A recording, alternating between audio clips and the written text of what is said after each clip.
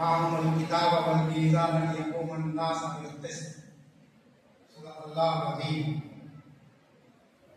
ساری حمد و ستائش اور ساری کبریائی اور ساری بزرگی عثمانی کو کون و مکان کے لیے سزاوار ہے جس نے اس کائنات کو وجود بخشا. لاکھوں حمد و سلام تمام انبیاء اور مرسلین اور بالخصوص جلیل الشمم شفیع الامم صاحب الجود والکرم سرکار دو عالم صلی اللہ علیہ وسلم اور آپ کے آل پر جنہوں نے ابتدائے آزمائش سے لے کر آج انسانیت کو صراط مستقیم پر قائم کیا. قوت عشق سے ہر پست کو بالا کر دے، قوت عشق سے ہر پست کو بالا کر دے، دہر میں اسم محمد سے اجالا کر دے. قابل احترام میرے مقامی جماعت اسلامی شہر دیگر برادر محترم جناب معظم علی صاحب، برادر محترم جناب محمد آصف الدین صاحب، محترم مقام جناب محمد جاوید صاحب صدر انتظامی کمیٹی جامع مسجد اعظم، اور قابل احترام مولانا مفتی محمد سراج الدین صاحب نائب صدر جماعت اہل حدیث کرناٹک. ملت کے بزرگوں، عزیز نوجوان ساتھیوں اور عزت بہنوں السلام علیکم ورحمۃ اللہ وبرکاتہ. یہ اللہ تبارک و تعالیٰ کا لاکھ لاکھ شکر، اس کا احسان عظیم ہے کہ جماعت اسلامی ہند حلقہ کرناٹک کی جانب سے پوری اس اہم جنوبی ریاست میں ربیع الاول کی مناسبت سے سیرت کی ایک مہم چلائی جا رہی ہے، اور اس کا جو عنوان دیا گیا ہے وہ عنوان میں سمجھتا ہوں کہ آج وقت کی ضرورت ہے کہ انصاف کے علمبردار حضرت محمد صلی اللہ علیہ وسلم. عزیزان گرامی، ماہ ربیع الاول کا جب چاند آسمان دنیا پر طلوع ہوتا ہے تو عاشقان رسول میں خود بخود رسول کریم صلی اللہ علیہ وسلم سے محبت اور آپ کے سے عقیدت کے جذبات امٹ آتے ہیں. اور یہ سلسلہ آج کا نہیں ہے بلکہ 15 صدیاں گزر گئی ہیں. ہم 15واں سال منا رہے ہیں رسول کریم صلی اللہ علیہ وسلم کی بعثت کا، آپ کی آمد کا دنیا میں. اور ان 15 صدیوں کے اندر دنیا نے دیکھا کہ مشرق سے لے کر مغرب تک، شمال سے لے کر جنوب تک کوئی ملک اور کوئی شہر ایسا نہیں ہے کہ جہاں پر اس قسم کی سیرت کے محافل، میلاد کے جلسے، سیرت کا کانفرنس، سیمینار، سمپوزیم، نعتیہ مشاعرے منعقد کیے جاتے ہیں. تو یہ دراصل امت مسلمہ کا رسول کریم صلی اللہ علیہ وسلم سے ایک والہانہ تعلق کی بنیاد پر یہ ساری ہماری سرگرمیاں جاری ہوتی ہیں.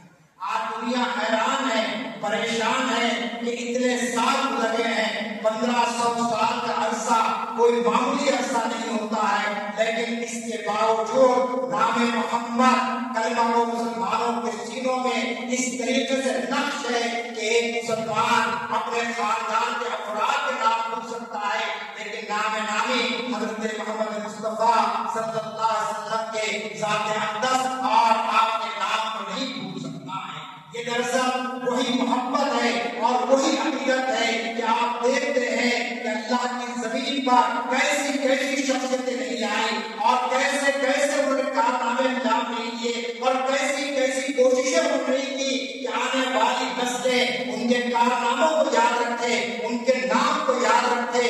آپ جانتے ہیں کہ سکندر سے کون واقف نہیں؟ وہ سکندر اعظم جس نے آدھی دنیا کو فتح کیا تھا، یہ چاہتا تھا کہ دنیا میں اس کا نام روشن ہو. افلاطون اور سقراط جیسے فلسفی دنیا میں پیدا ہوئے جنہوں نے دنیا کو بہت ہی قیمتی حکیمانہ مشورے دیے، لیکن ان کے جانے کے بعد دنیا نے نہ سقراط کو یاد رکھا نہ افلاطون کو یاد رکھا. اسی طریقے سے قارون کے دولت میں خزانے ایک زمانے میں مشہور تھے، لیکن آج کوئی قارون کا نام لینے والا دنیا میں آپ کو نہیں ملے گا. اسی طریقے سے دنیا میں بڑے ریفارمرز آئے، بڑی اچھی باتیں بیان کی، جن میں گوتم بدھ بھی تھے، مہاویر بھی تھے، اور آپ کے علاقے کے بھی ایک بڑے بزرگ گزرے ہیں، انہوں نے بھی بہت کچھ باتیں کی. لیکن آج ان کے ماننے والے چند علاقوں کی حد تک، چند ممالک کی حد تک اور چند سوسائٹی کی حد تک محدود ہے، اور ان کے جو کارنامے رہے، ان کی جو تعلیمات رہی وہ انسانیت کے لیے کوئی کارگر ثابت نہیں ہو سکی، لیکن دنیا جانتی ہے صرف ایک نام ہے کہ جس نام کی وجہ سے آج پوری سسکتی ہوئی انسانیت تھی ان کو اپنا مسیحا مانتی ہے، ان کو اپنا رہبر مانتی ہے، اور انہی کے بتائے ہوئے راستے پر اگر یہ دنیا چلے گی تو پھر اس دنیا میں ان کو کامیابی ملنے والی ہے۔ وہ نام ہے آمنہ کے لال کا، عبداللہ کے یتیم بیٹے کا، عبد المطلب کے پوتے اور ابو طالب کے بھتیجے محمد رسول اللہ صلی اللہ علیہ وسلم کا۔ اللہ تعالیٰ نے اپنے محبوب کو کتنا قریب رکھا۔ آپ جانتے ہیں اذان مکمل نہیں ہوتی اشہد ان لا الہ الا اللہ کے بعد اشہد ان محمد رسول اللہ کہے بغیر۔ کوئی اگر مؤذن اشہد ان محمد رسول اللہ نہیں کہے گا تو وہ اذان مکمل نہیں ہوگی، نماز مکمل نہیں ہوتی جب تک کہ التحیات میں آپ السلام علیکہ ایھا النبی ورحمۃ اللہ وبرکاتہ نہیں پڑھتے ہیں، اور اسی طریقے سے کلمہ مکمل نہیں ہوتا جب تک کہ لا الہ الا اللہ اور محمد رسول اللہ کہا جائے۔ تو اللہ رب العزت نے اپنے آخری نبی کے نام کو اپنے نام کے ساتھ جوڑ کر دنیا کو بتا دیا کہ اے لوگوں، جس نبی کو ہم نے مبعوث کیا ہے اور جو رسول تمہارے درمیان میں آیا ہے وہ کوئی معمولی انسان نہیں ہے، وہ معمولی ہستی نہیں ہے، بلکہ اس کو ہم نے تا قیام قیامت ساری انسانیت کے لیے نجات دہندہ بنا کر بھیج دیا ہے، اور اسی کی پیروی میں تمہارے لیے کامیابی کا بشرا رکھ دیا گیا ہے۔ اگر تم نے اس کی تعلیمات سے منہ موڑا، اس کی تعلیمات سے انکار کیا تو دنیا میں بھی تمہیں رسوائی ہوگی اور آخرت میں بھی اس کا تم کو خسارہ اٹھانا پڑے گا۔ عزیزان گرامی، اللہ رب العزت نے خاتم النبیین سرکار دو عالم صلی اللہ علیہ وسلم کو وہ مقام بلند عطا فرما کر ابھی پیش و مقرر نے قرآن مجید کی وہ آیت آپ کے سامنے تلاوت کی کہ لقد کان لکم فی رسول اللہ اسوۃ حسنہ۔ اے لوگوں یاد رکھ لو، اگر تم کامیابی چاہتے ہیں تو تمہارے لیے اگر کوئی بہترین نمونہ ہے تو بہترین اسوہ اگر کوئی ہے تو نبی پاک صلی اللہ علیہ وسلم کی ہستی ہے۔ آپ بھی ایک آئیڈیل پرسنالٹی ہے اور آپ ہی کے نظریات ہیں، آپ ہی کے افکار و خیالات ہیں جو تمہارے نمونہ بن سکتے ہیں۔ اور دنیا نے دیکھا کہ جن لوگوں نے لقد کان رسول اللہ فی اسوۃ حسنہ کہ اس مختصر آیت پر عمل کیا، سورہ احزاب کی اس آیت نے لوگوں کی زندگیوں کو بدل کر دیا۔ مکے کے اندر کوئی لوگ تعلیم یافتہ نہیں تھے، کوئی تہذیب یافتہ نہیں تھے، کوئی دولت مند گھرانوں سے تعلق نہیں رکھتے تھے، لیکن جب انہوں نے رسول کے اسوے کو اپنی زندگی کا مشہد بنا لیا تو آپ نے دیکھا کہ حضرت ابوبکر ایک تاریخ سال ہستی تاریخ میں بن گئے۔ حضرت عمر کے تعلق سے اللہ کے رسول نے فرمایا کہ لا نبی بعدی ولو کان عمر، کہ مجھ پر نبوت کا خاتمہ ہو گیا، اب کوئی رسول آنے والا نہیں، لیکن رسالت کا سلسلہ چلتا تو خطاب کے بیٹے عمر کو اللہ تعالیٰ رسول بناتا۔ یہ مقام اور مرتبہ اللہ تعالیٰ نے ابوبکر کو، عمر کو، عثمان رضی اللہ تعالیٰ کو اور علی حیدر کرار کو کیوں عطا فرمایا؟ اس لیے کہ انہوں نے اس آیت کے مطابق اپنی زندگی کو بنا لیا۔ اور پھر لوگ یہ کہتے ہیں کہ رسول کریم صلی اللہ علیہ وسلم سے محبت کیوں ہونی چاہیے، عقیدت کیوں ہونی چاہیے؟ بزرگان ملت یاد رکھ لیجیے، ہمارے رسول سے محبت کوئی رسمی محبت نہیں ہے، ہم دنیا کو دکھانے کے لیے اس محبت کا اظہار نہیں کرتے ہیں، بلکہ میرے رسول نے فرمایا لا یؤمن احدکم حتی اکون احب من ولدہ ووالدہ والناس اجمعین۔ کوئی شخص اگر نمازیں پڑھ کر سمجھتا ہے کہ میں متقی ہو گیا اور جنت میرے لازم ہو گئی، لیکن رسول کی محبت کا جذبہ اگر مان پڑ گیا ہے، کچھ کم ہو گیا ہے، تو اس کی ضمانت نہیں دی جا سکتی کہ وہ جنت میں داخل کر دیا جائے گا۔ کوئی شخص رمضان کے روزے رکھے لیکن رسول کریم صلی اللہ علیہ وسلم سے اپنی محبت کا اظہار نہ کرے، اپنی عقیدت کا اظہار نہ کرے، تو اس کا ایمان مکمل نہیں ہو سکتا ہے، کیونکہ رسول نے فرمایا کہ تم میں کوئی شخص، یہ متفق علیہ حدیث ہے کہ جس میں آپ صلی اللہ علیہ وسلم نے فرمایا تم میں کا کوئی شخص اس وقت تک مومن نہیں ہو سکتا، لا یؤمن احدکم حتی اکون احب، جب تک کہ میری محبت غالب نہ آ جائے تم پر، تمہاری اپنی اولاد، تمہارے اپنے ماں باپ اور سارے انسانوں سے، ولدہ والدہ والناس اجمعین کہا گیا کہ وہ زمین پر جتنے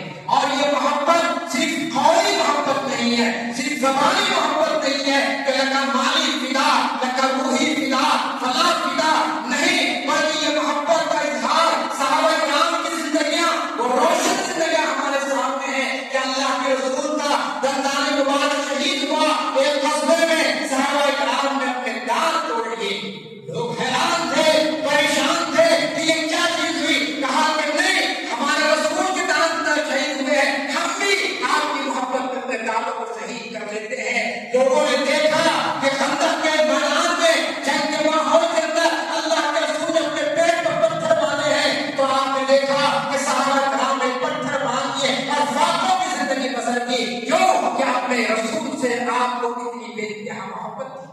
شہر ابی طالب کے اندر 3 سال تک خیمہ بند کا سلسلہ چلا، کفار مکہ نے لے جا کر قید کر دیا، اس میں عورتیں بھی تھے، بچے بھی تھے، بوڑھے بھی تھے۔ تاریخ اس بات کی گواہی دیتی ہے کہ 3 سال کے دور کے اندر کسی بوڑھے شخص نے، کسی خاتون عورت نے، کسی معصوم بچے نے ایک دانہ رکھ کر نہیں چکا، اس لیے کہ ان کے سامنے رسول اکرم صلی اللہ علیہ وسلم فخر و فاقہ کی زندگی گزار رہے تھے۔ یہ وہ محبت ہے، اور رسول کریم صلی اللہ علیہ وسلم سے محبت کا یہی پیمانہ ہے، اور قرآن نے اس کی گواہی دی، کہا اے رسول صلی اللہ علیہ وسلم آپ لوگوں سے کہہ دیجیے، کیا کہیے، جو لوگ یہ کہتے ہیں کہ ہم اللہ سے محبت کرتے ہیں، قل ان کنتم تحبون اللہ، اے رسول صلی اللہ علیہ وسلم آپ لوگوں سے کہہ دیجیے کہ جو لوگ میرے سے محبت کا دعویٰ کرتے ہیں، اللہ سے محبت کا دعویٰ کرتے ہیں، ان کا یہ دعویٰ اس وقت تک قابل قبول نہیں ہے، اس دعوے کا میں کبھی قبول نہیں کروں گا جب تک کہ فاتبعونی، جب تک کہ وہ آپ کی اتباع نہیں کریں گے۔ رسول کی اتباع کو مشروط کر دیا گیا اللہ سے محبت کے ساتھ۔ کوئی انسان اللہ سے محبت کرے، دنیا میں بہت سے لوگ آج بھی موجود ہیں، 21ویں صدی میں آپ دیکھیں گے کہ بہت کم لوگ ہیں جو ایتھسٹ ہیں، جو خدا کو نہیں ماننے والے ہیں۔ 90% لوگ کہتے ہیں کہ خدا ہے، ایشور کہیے، گاڈ کہیے، دیور کہیے، خدا کہیے یا اللہ کہیے، سب کے معنی وہی ہے۔ انگریز کہے گا کہ دیر از گاڈ، غیر مسلم کہے گا کہ دیر از پرماتما، ہمارا پرماتما ہے، لیکن بات رسول کی آتی ہے۔ کوئی شخص خدا کو مان لے، خدا کی وحدانیت سے انکار نہ کرے، اس کو تسلیم کر لے، لیکن رسول کی رسالت کو نہ مانے گا تو وہ مسلمان نہیں ہو سکتا، وہ انسانیت کا ہدایت نہیں بن سکتا ہے۔ اور مسئلہ یہاں پر یہی ہے، آج دنیا آپ سے یہی مطالبہ کر رہی ہے کہ خدا کے مختلف اوتار ہیں۔ آپ مسجد میں جا کے نماز پڑھ رہے ہیں، ہم گرجا میں جا کے سرمن سن رہے ہیں، ہم مندر میں جا کے گھنٹیاں بجا رہے ہیں، سب کے راستے ایک ہیں، لہذا سب ایک ہو جائیں۔ سب ایک نہیں ہو سکتے عقیدے کی بنیاد پر، انسانیت کی بنیاد پر۔ دنیا کے مسائل کے حل کے لیے رام اور رحیم کی منزل ایک ہو سکتی ہے، لیکن عقیدے کے معاملے میں رحم کا راستہ الگ ہے، رحیم کا راستہ الگ ہے، کیونکہ رحیم خدا کو اپنا مالک مانتا ہے اور رسول کو اپنا آخری رسول اور نبی مانتا ہے۔ یہ فرق تو سمجھیے۔ آج دنیا میں کہہ رہی ہے کہ اتنی محبت کیوں آپ کو اپنے رسول سے؟ دنیا میں بڑی بڑی شخصیتیں آئی، ان کو مان لیے، لیکن آپ جانتے ہیں جب لوگوں نے کہہ دیا اور اہل ایمان نے ثبوت دے دیا کہ ہم اپنے سینوں کو ایک لمحے کے لیے بھی رسول کی محبت سے حاصل نہیں کر سکتے ہیں، تو آپ نے دیکھا اس 21ویں صدی کے اندر جبکہ علم کا ایک سمندر آپ کے سامنے ہے، معلومات کا ایک سمندر آپ کے سامنے ہے، لیکن ایسے گھٹیا لوگ بھی اس زمین پر بستے ہیں جنہوں نے رسول کریم جیسی رحمت العالمین جیسی شخصیت جس نے انسانیت کی رہنمائی کی، اس پر رنگین حملے کیے، اس کے کردار کو بگاڑنے کی کوشش کی، اس کے ازواج مطہرات کو نشانہ بنایا گیا۔ اما حضرت عائشہ کے تعلق سے کیا کیا بہتان تلاشی کی جا رہی ہے، یہ سب کیوں؟ اس لیے کہ مسلمانوں کے دل سے رسول کی محبت، رسول سے اطاعت اور رسول کی اتباع کے جذبے کو ختم کر دیا جائے۔ اور جتنا دبایا جا رہا ہے اتنا ہماری رسول سے وابستگی بڑھتی جا رہی ہے۔ آپ جانتے ہیں حیدرآباد تو دور نہیں ہے یہاں سے، ہر دن 2-3 جلسوں میں مجھے جانا پڑتا ہے۔ ماہ ربیع الاول کے آغاز کے ساتھ ہی اتنی محبت، اتنا جذبہ آج امت مسلمہ میں پیدا ہو گیا ہے کہ ہر محلے کے اندر، ہر گلی کے اندر آج محفلیں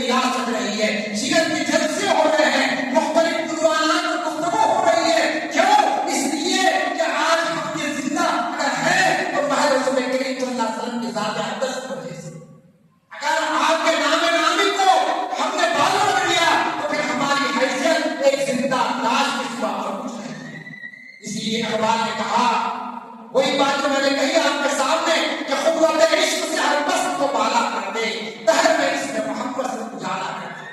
میں مبارکباد دیتا ہوں جماعت اسلامی ہند کرناٹک اور بالخصوص شہر کے دیگر شہر کے یہاں جو مہم چل رہی ہے، میں نے ابھی یہ پمفلٹ دیکھا کہ اس کے اندر سارے بگڑ کے باوجود کے نام موجود ہیں۔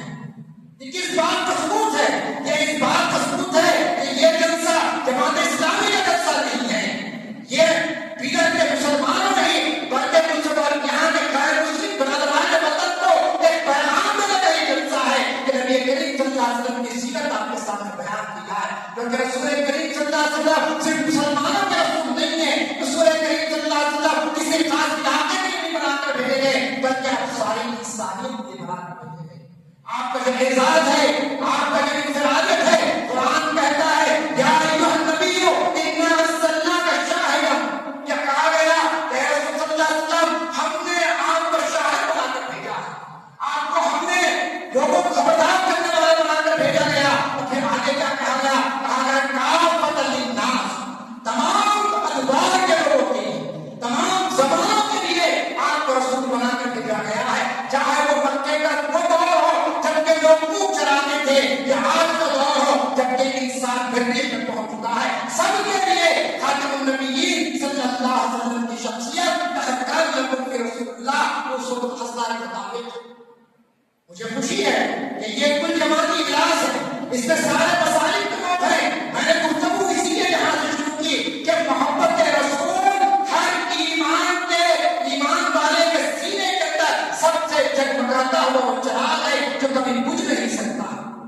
آپ یاد رکھ لیجیے، ہم اس معاملے میں افراد تفریق کا شکار ہیں، بعض لوگ یہ سمجھتے ہیں کہ جماعت اسلامی کے لوگوں کو رسول کریم صلی اللہ علیہ وسلم سے کوئی محبت نہیں ہے، ان سے کوئی عقیدت نہیں ہے، وہ صرف اطاعت کی بات کرتے ہیں، وہ صرف اتباع کی بات کرتے ہیں۔ نہیں، کیوں نہیں؟ اسے کون محبت ہے جو رسول کی حدیث کے خلاف جائے گا، جس نے آپ نے فرمایا لا یؤمن احدکم حتی اکون احبہ، کہ تم میں اگر کوئی شخص مومن نہیں ہو سکتا ہے تو کیوں یہ گمان کرتے ہیں تو کہ جماعت اسلامی کے لوگوں میں رسول کریم صلی اللہ علیہ وسلم سے زیادہ عشق نہیں ہے، اس لیے وہ میلاد کے جلوس میں نہیں آتے ہیں، وہ اپنے گھروں میں جھنڈے نہیں لگاتے ہیں، یا وہ میلاد کی محفلیں برپا نہیں کرتے۔ یاد رکھ لیجیے، یہ سارے کاموں کے ساتھ ساتھ اصل جو کام ہے رسول کریم صلی اللہ علیہ وسلم کا، وہ مشن، وہ پیغام جس کو دنیا کے سامنے لانے کی ضرورت ہے۔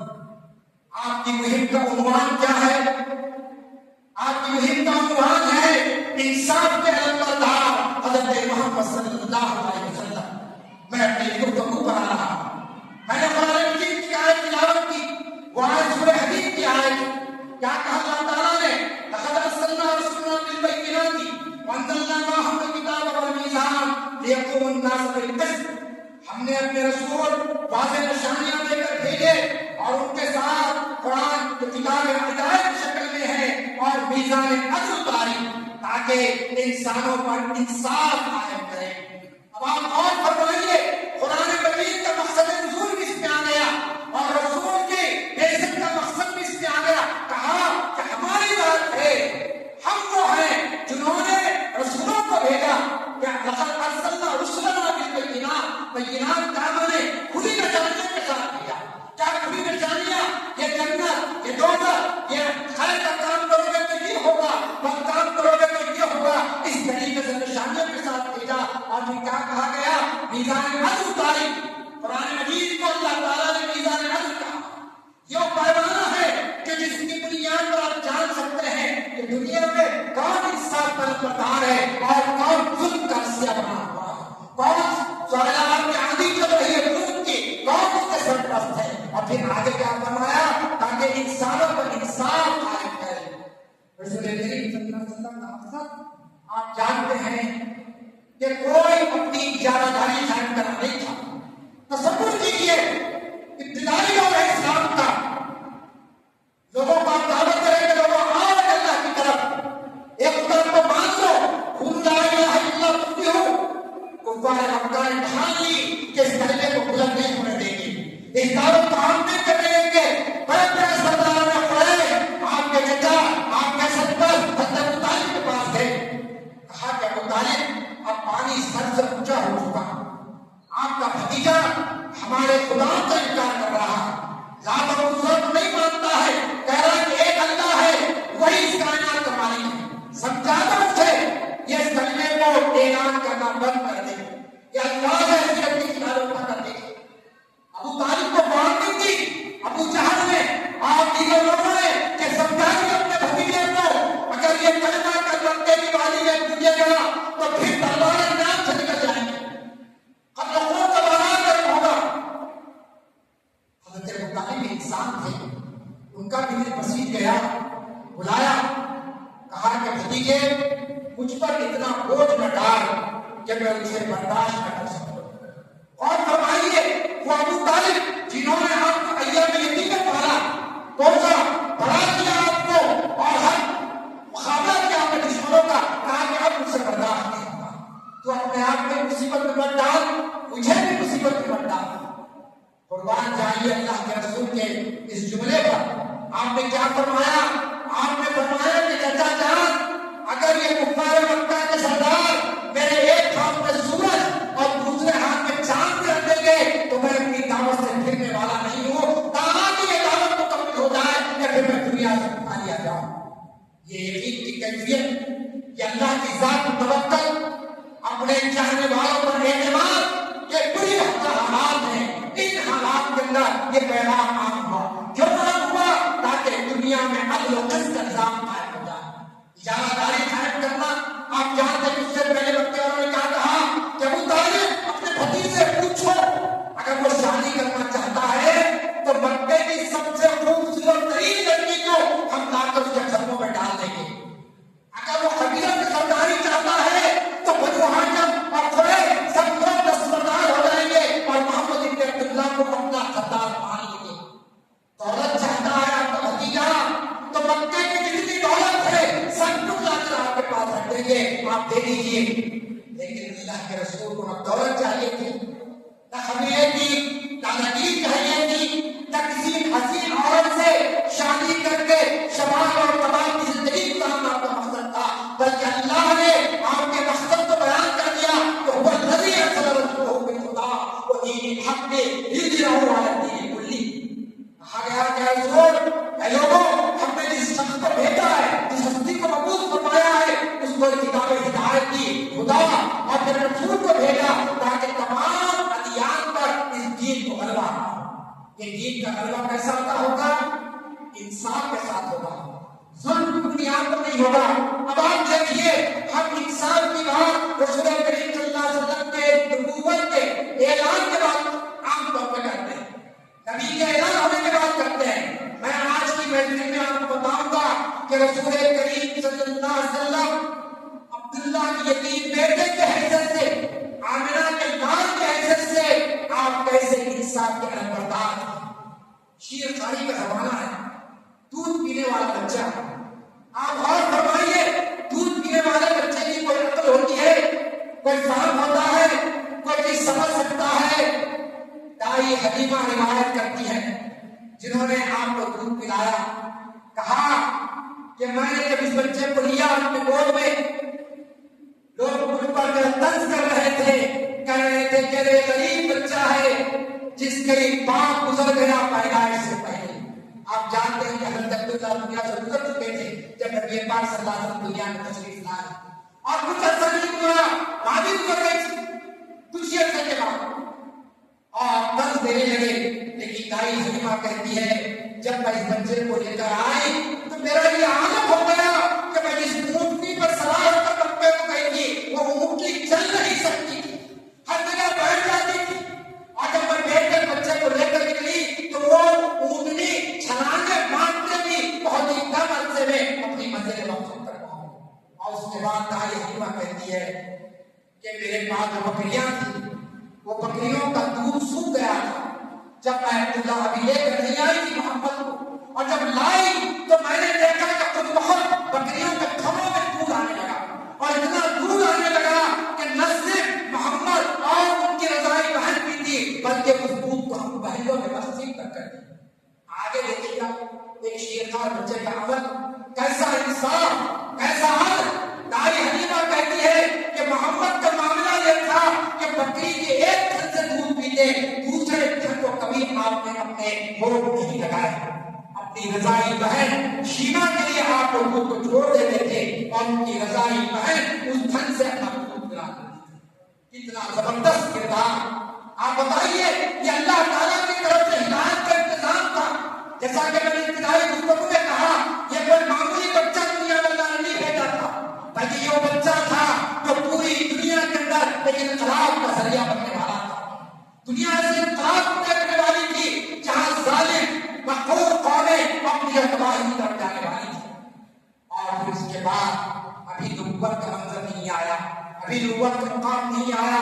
آپ جانتے ہیں کہ مکے میں خانہ کعبہ ہے اور خانہ کعبہ میں حجر اسود بسر. ایک مرتبہ طوفان آیا, سیلاب زبردست, پوری مکے کی آبادی ڈوب گئی, خانہ کعبہ بھی پانی سے بھر گیا. انتہا یہ کہ جو تختی لگی ہوئی تھی حجر اسود کی وہ بھی پانی میں بہہ گئی. مکے کے لوگ ایک خدا کو نہیں مانتے تھے لیکن وہ خانہ کعبہ کی عظمت کو جانتے تھے. یہ بات یاد رکھنی چاہیے. وہ طواف کرتے تھے اس وقت بھی, یہ الگ بات ہے کہ برہنہ طواف کرتے تھے, لیکن خانہ کعبہ کی عظمت ان کے دلوں میں تھی, محبت ان کے دلوں میں تھی. سب نے طے کیا کہ ہم اپنے گھر پہلے نہیں بنائیں گے, اپنی دکانوں کو نہیں سجائیں گے, پہلے ہم خانہ کعبہ کی تعمیر کریں گے. خانہ کعبہ کی جب دیواریں ٹوٹ گئی, مسئلہ یہ آیا کہ حجر اسود کو کون نصب کرے گا. ایک طرف سے آواز اٹھی کہ ہم اس کے حقدار ہیں. کیوں حقدار ہے؟ اس لیے کہ ہم جو حاجی آتے ہیں ان سب کے لیے کھانے کا اہتمام کرتے ہیں, ان کی مہمان نوازی کرتے ہیں, اور ایسی مہمان نوازی کرتے ہیں کہ ہمارے پاس بھی ساتھ کچھ نہیں بچتا ہے, ہم سب کچھ حاجروں کو کھلا دیتے ہیں. لہٰذا ہم کو یہ احساس ملنا چاہیے کہ ہم حجر اسود کو ہمارے قبیلے کے لوگ پسند کریں گے. ایک اور قبیلہ تھا, اس نے کہا کہ نہیں, ہماری جنگ ہوئی تھی حجاج سے, جو مقابلہ ہوا تھا جس کے نتیجے میں قریش کو کامیابی ملی, اور آج قریش ایک معزز مقام پر ہے, لہٰذا ہم کو موقع ملنا چاہیے. کسی طرف سے ایک اور آواز اٹھی, انہوں نے کہا کہ نہیں, ہم نے ابراہ کی جو فوج آئی تھی, ہاتھیوں کو لے کر جو فوج آئی تھی, اس کا ہم نے مقابلہ کیا, اور ابراہ کی فوج کو ہم نے شکست دیا, خانہ کعبہ بچ گیا, لہٰذا ہم کو حق ہے کہ ہم جو ہے حجر اسود کو نصب کریں. آپ بتائیے, معجزہ لکھتا ہے کہ تلواریں نکل گئی, لوگوں نے کہا کہ یہ ممکن نہیں ہے, ہم کسی کو آنے نہیں دیں گے, ہم خود کریں گے. اس دور میں لوگ کاہنوں کے پاس جاتے تھے سال گزارنے کے لیے. ایک کاہن اس دور میں تھا, اس کا نام تھا ابو امیہ مغیرہ. لوگ گئے مغیرہ کے پاس, کہا کہ معاملہ یہ ہے, ہر قبیلے کا یہ دعویٰ ہے کہ وہ حجر اسود کو نصب کرے گا. مغیرہ بہت ہی جہانگیرہ انسان تھا, اس نے بڑا غور و فکر کیا. اس کے بعد اس نے کہا کہ بہتر ہے کہ تم اپنے میں سے کسی کو اپنا سائز بنا لو, اپنا حاکم بنا لو, اور اس کے فیصلے کو سب مان لیں. اب مسئلہ یہ ہے کہ کسے سائز بنائیں, کس کی حکم کو مانیں. ابو مغیرہ نے کہا اس کا بھی میں حل دے دیتا ہوں. اس کا حل یہ ہے کہ کل جب سورج طلوع ہوگا تو سب سے پہلے جو شخص خانہ کعبہ میں داخل ہوگا اس کو یہ اختیار ہوگا کہ وہ حجر اسود کو نصب کرے گا. اور فرمائیے, سارے لوگ مان لیے, جتنے مکے کے بڑے سردار تھے, کہا کہ بہت اچھی بات ہے, یہ تو کسی کے کوئی لڑائی جھگڑے کی بات نہیں ہے. سب لوگ واپس چلے گئے, تلواریں میدان میں رکھی گئی, اور کہا گیا کہ مغیرہ تم نے بڑا اچھا کام کیا ہے. لیکن جب صبح ہوئی, دنیا نے دیکھا کہ خانہ کعبہ میں سب سے پہلے قدم رکھنے والی جو مقدس ہستی تھی وہ محمد رسول اللہ صلی اللہ علیہ وسلم کی تھی. ابھی نبوت کا اعلان نہیں ہوا, ابھی آپ نبوت کے منصب پر فائز نہیں کیے گئے ہیں. ایک نوجوان بچہ ہے مکے کا اور داخل ہو گیا. سب نے کہا کہ یقیناً ہم محمد رسول اللہ کی بات کو مانیں گے. کیوں؟ یہ امین بھی ہے, یہ صادق بھی ہے, یہ دیانتدار بھی ہے. اس کا تعلق خاندان قریش سے ہے, اس کے آبا و اجداد کا تعلق بنو ہاشم سے ہے.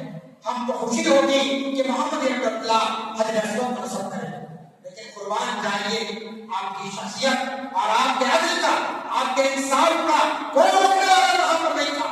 سب نے رضامندی دی تھی, کہا کہ جاؤ حجر اسود نصب کرو. لیکن آپ نے چاہا کہ نہیں, یہ تاریخی لمحہ تاریخ میں ریکارڈ ہو جائے, لوگوں کو معلوم ہو جائے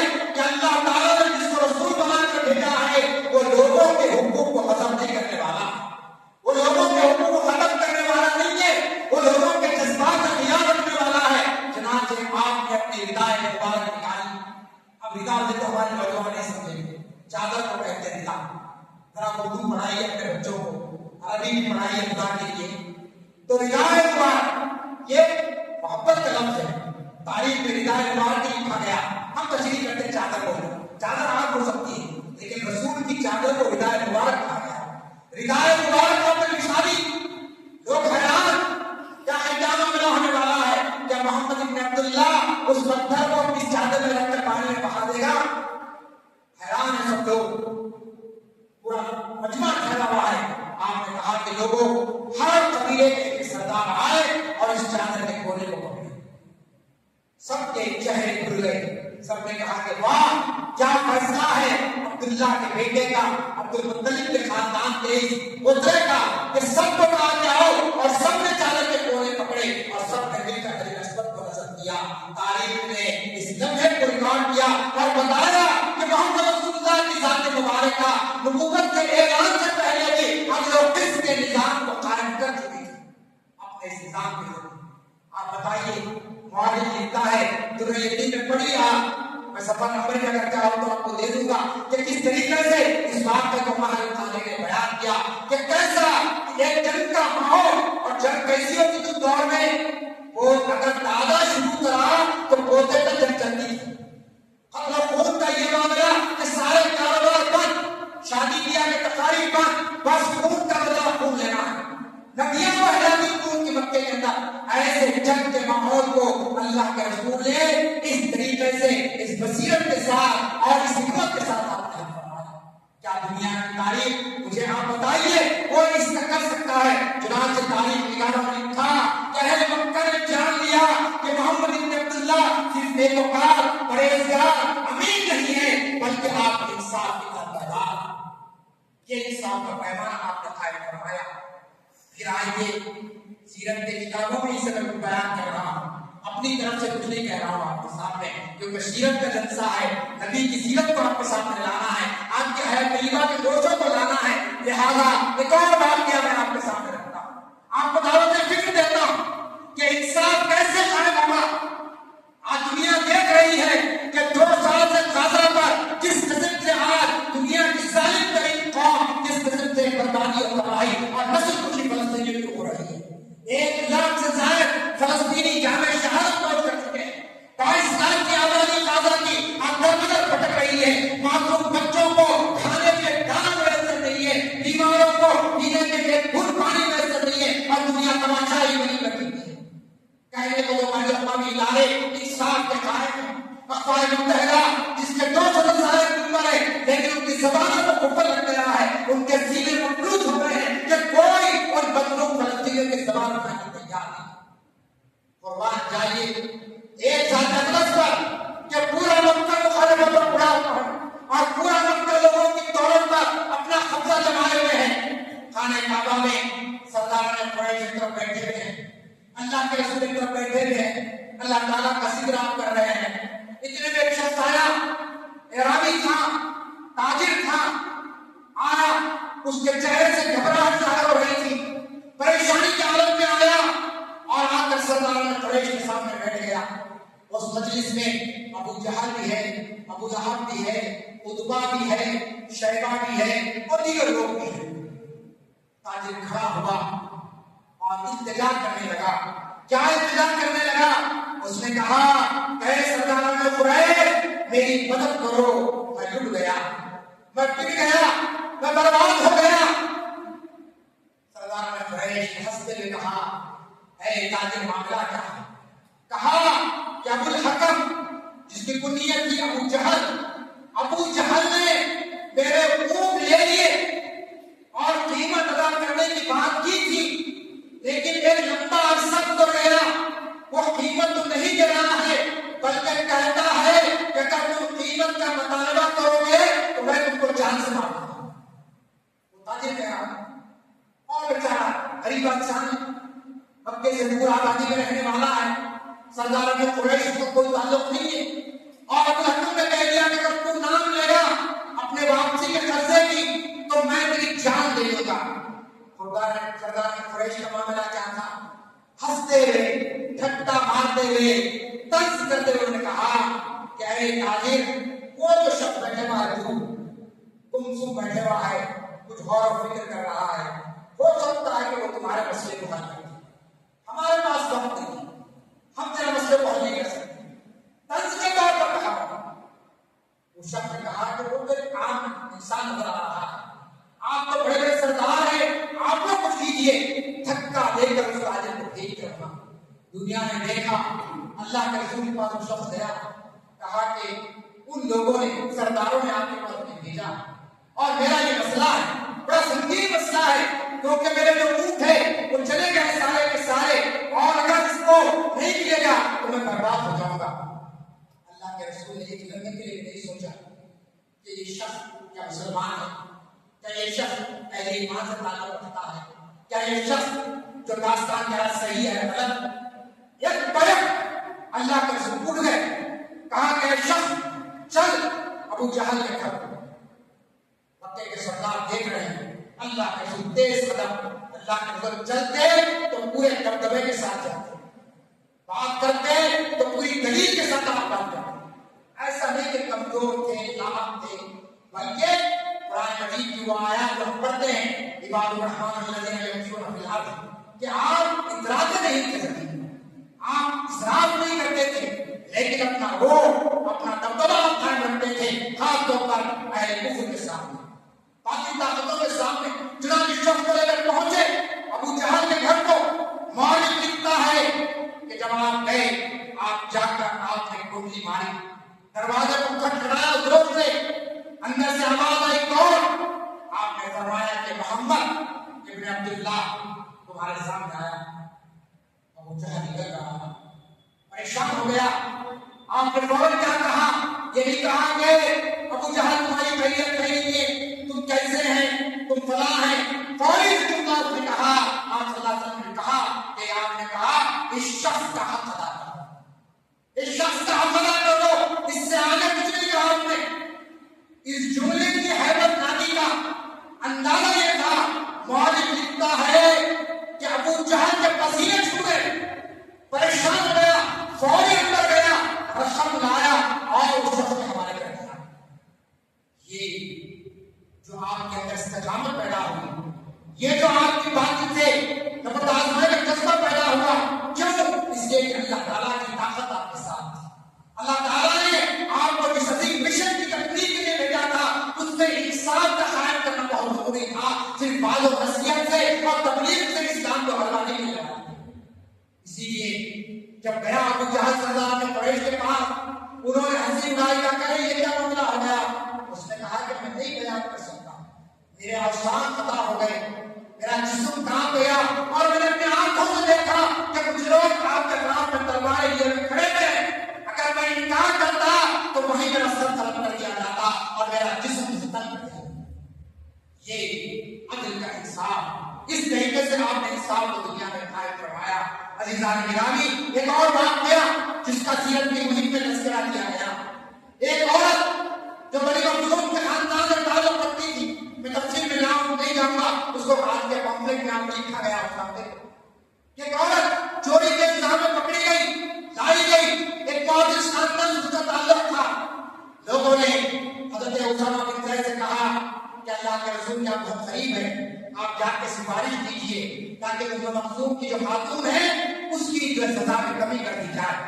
आपने हद जारी कर दी थी कि चोरी की, चोरी साबित हो गई, इल्जाम नहीं था, साबित हो गया किसने चोरी की है, आपने हद जारी कर दी, कहा कि गुनाहगार औरत के घर आपका हाथ काट लिया।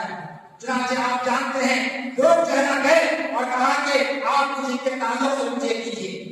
आप क्या कहा? आपने कहा कि लोगों, कौम बनी इस्राइल इसीलिए तबाह हुई कि वो अमीरों के साथ रियायत करते थे, शुरुफा के साथ रियायत करते थे, उनके लिए अलग कानून होता था और आम लोगों के कानून अलग होता था। ऐसा नहीं होगा, बल्कि आगे आपने जुमला कहा कि लोगों याद रखो कि नबी की बेटी हज़रत फातिमा भी अगर कोई जुर्म करेगी तो उसको भी यही सजा दी जाएगी। ये अदल का निज़ाम, ये इंसाफ का निज़ाम रसूल करीम सल्लल्लाहु अलैहि वसल्लम ने इस तरीके से कायम फरमाया कि आप जानते हैं कि मैं आपको बताना चाहता हूँ कि इस्लाम पर सबसे बड़ा इल्जाम है कि इस्लाम दहशतगर्दी फैलाता है, इस्लाम तलवार के जोर से फैला है। मैं आपको बताऊं कि इस्लाम 28 جگہ ہوئی اور ان 28 جگہوں کے اندر رسول پاک صلی اللہ علیہ وسلم نے صرف 28 غزوات میں آپ نے حصہ لیا اور اس میں بھی آپ کو سن کر تعجب ہوگا کہ صرف ایسے جس میں صرف 9 غزوات ایسے تھے جس میں تلوار اٹھانے کی نوبت آئی، بقیہ غزوات میں تلوار نہیں چلی۔ فتح مکہ کا جو مشہور واقعہ ہوا، ایک قطرہ خون نہیں بہا، آپ نے اس طریقے سے نظام کو قائم فرمایا۔ اور پھر آپ جانتے ہیں کہ جو تعداد ان 23 سالوں میں اگر کافروں کی دیکھیں گے تو آپ کو معلوم ہوگا کہ 759 اور مسلم شہداء کی تعداد دیکھیں گے 255، 1000 سے کم تعداد آپ کو ملتی ہے مرنے والوں کی۔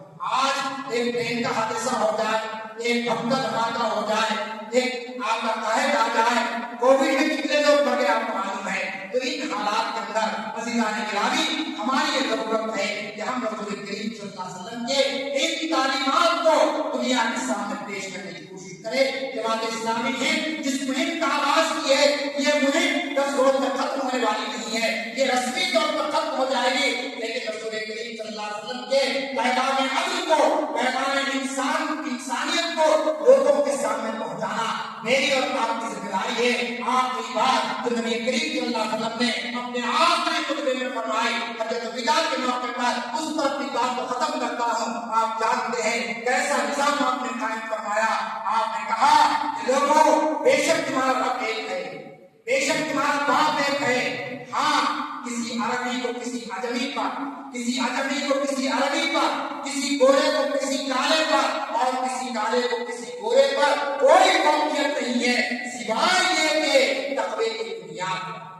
تو یہ جو رنگ و نسل کے امتیازات ہیں، یہ جو زبان کے جھگڑے ہیں، یہ جو علاقہ واریت ہے، ان سب کو ختم کر کے آج ضرورت اس بات کی ہے کہ ہم رسول کریم صلی اللہ علیہ وسلم کے اس انصاف کے پیغام کو دنیا میں عام کرنے کی کوشش کریں۔ یقیناً سیرت طیبہ، حیات طیبہ یاد رکھیے ایک بحر ذخائر ہے۔ کوئی دنیا کا خطیب، کوئی دنیا کا مقرر، کوئی دنیا کا واعظ رسول پاک صلی اللہ علیہ وسلم کی سیرت کو بیان نہیں کر سکتا۔ اسی لیے وقت شاعروں نے کہہ دیا، کیا کہا کہ بعد از خدا کوئی قصہ مختصر، کہ اللہ کی ذات کے بعد اگر کوئی ذات ہے بابرکت مقدس تو نبی کریم صلی اللہ علیہ وسلم کی ذات مقدسہ ہے۔ لہذا ہم کو آج سیرت طیبہ کے ان پہلوؤں پر غور کرنے کی ضرورت ہے۔ آج دنیا امن کے لیے پریشان ہے، آج دنیا کے اندر ظلم اور بربریت اپنی انتہا پر پہنچ چکی ہے۔ میں نے اشاروں میں بات کی، فلسطین کے حالات آپ کے سامنے ہیں، ہمارے ملک کے حالات آپ کے سامنے ہیں۔ آج ہمارے ملک کے اندر کتنے طبقے ظلم کے سہ رہے ہیں اور انصاف کے طلبگار ہیں، چاہے وہ ہمارے دلت بھائی ہو، چاہے وہ ہمارے آدیواسی بھائی ہو یا ہمارے غریب مسلمان ہو، ان سب کے حق میں لڑائی لڑنا میری اور آپ کی ذمہ داری ہے، تاکہ دنیا امن کا گہوارہ بن سکے اور رسول کریم صلی اللہ علیہ وسلم کی سیرت طیبہ دنیا کے سامنے آ سکے کہ محمد سے وفا تو نے تو ہم تیرے ہیں، یہ جہاں چیز ہے کیا لوح و قلم تیرے ہیں۔ میں پھر ایک مرتبہ جماعت اسلامی ہے شہر لیڈر مختار طور پر برادر محترم جناب معاذ صاحب کا شکریہ ادا کرتا ہوں، ان کے حق میں اور تمام ذمہ داران کے حق میں، اور شہر لیڈر کے اس مہم کے تمام ذمہ داران جس میں تمام مسالک کے لوگ ہیں، تمام مکاتب کے لوگ ہیں، اللہ تعالیٰ آپ تمام کی کوششوں کو شرح قبولیت عطا فرمائے اور اس کے بہترین اور دورست اور مفید نتائج آ سکے، تاکہ شہر لیڈر عملی طور پر انصاف کا، حق کا، مساوات کا ایک ایسا شہر بن جائے جو پورے ہندوستان ہی نہیں بلکہ پوری دنیا کے اندر اس نام سے پہچانا جائے کہ لیڈر میں کسی کے ساتھ ناانصافی نہیں ہوتی ہے، کسی کے ساتھ ظلم نہیں ہوتا ہے، لوگ ظلم کو دیکھ کر خاموش نہیں بیٹھتے بلکہ مظلومت سے اٹھ جاتے ہیں۔ رب اغفر وارحم وانت خیر الراحمین، وآخر دعوانا ان الحمد للہ رب العالمین۔